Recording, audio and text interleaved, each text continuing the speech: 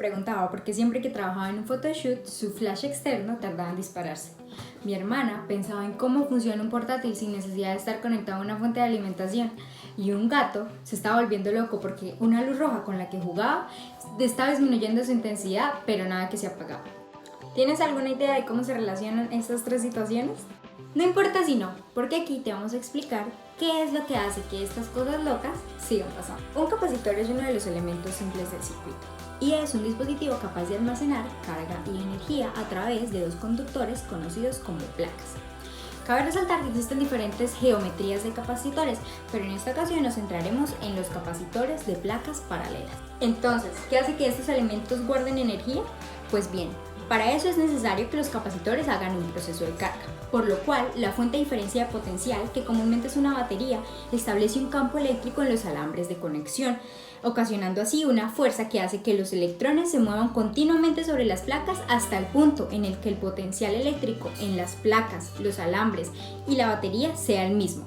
Así, al final de todo este proceso, las placas quedarán con una carga de igual magnitud, pero de sentido contrario, existiendo así una diferencia de potencial entre ellos. La relación proporcional que hay entre las cargas y la diferencia de potencial entre ellas es directa, y su constante de proporcionalidad se conoce como capacitancia, y a su vez es proporcional al área de las placas e inversamente proporcional a la distancia que las separa. Entonces, recordemos un poco. El flash del fotógrafo tarda en aparecer, pues su capacitor tarda en cargarse.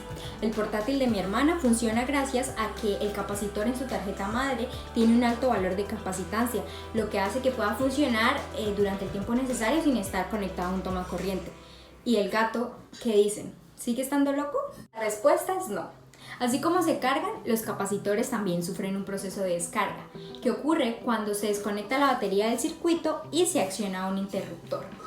Lo que pasa esta vez es que la diferencia de potencial se va a disminuir hasta el punto de hacerse cero. Sí, así es, la luz roja se está descargando. A continuación presentaremos un ejercicio más práctico que te ayudará a entender todo esto de los capacitores y su funcionamiento. Veamos. El ejercicio que solucionaremos a continuación se utilizarán dos condensadores iguales, planos de placas paralelas, ancho igual a W y largo igual a L. Estos tienen una separación entre placas igual a D. Están conectados en paralelo a una fuente FEM igual a V sub 0. En un cierto tiempo T sub 0, la fuente se desconecta de los condensadores accionando un interruptor S. Posteriormente se introduce un trozo de material dieléctrico de constante K en uno de los condensadores hasta llenarlo completamente. Nos piden calcular la carga que es transferida de un condensador a otro al pasar de la situación inicial a la situación final y calcular la diferencia de potencial que existe entre las placas de los condensadores en la situación final. Por último, la corriente que circula de un circuito en el instante en el que el dieléctrico tiene la mitad del condensador y se mueve a una velocidad V sub 0.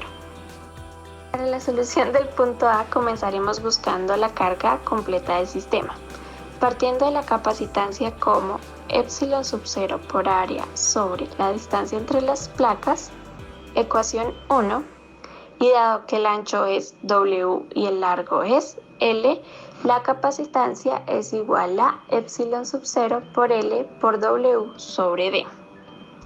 Por otro lado, la carga es igual a C por B.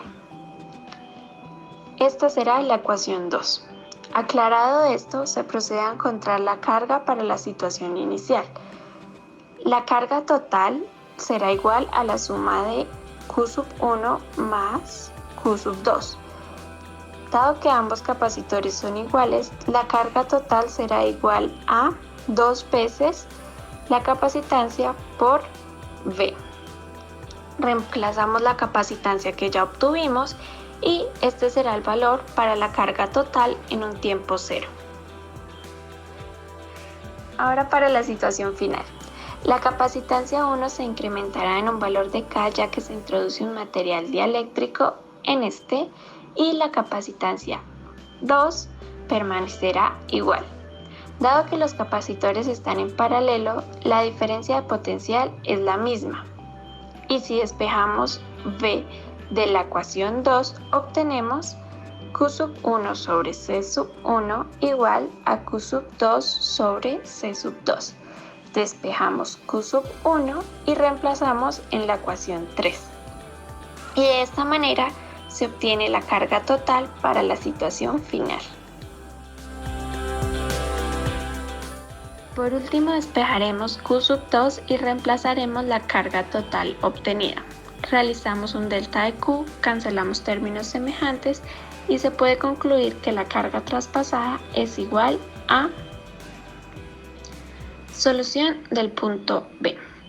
Para encontrar la diferencia de potencial, simplemente despejamos y reemplazamos los valores que ya obtuvimos en esta ecuación. V final igual a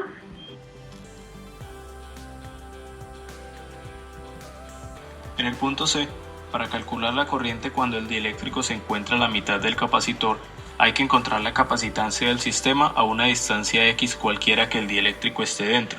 La capacitancia del capacitor 1 puede verse como un equivalente de dos capacitancias en paralelo, una con dieléctrico y otra sin dieléctrico. Luego, con la ecuación de carga total se puede despejar Q2 para que quede como función de la carga total y las capacitancias. Haciendo un poco de álgebra, se reemplazan las ecuaciones correspondientes y se eliminan algunos miembros.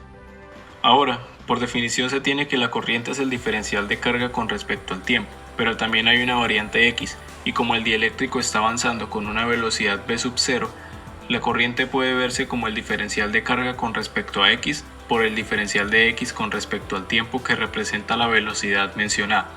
Haciendo la respectiva derivación, se tiene la ecuación final de la corriente. Finalmente, se reemplaza x por L sobre 2 y se obtiene el resultado de la corriente en el instante en que el dieléctrico se encuentra en la mitad del capacitor.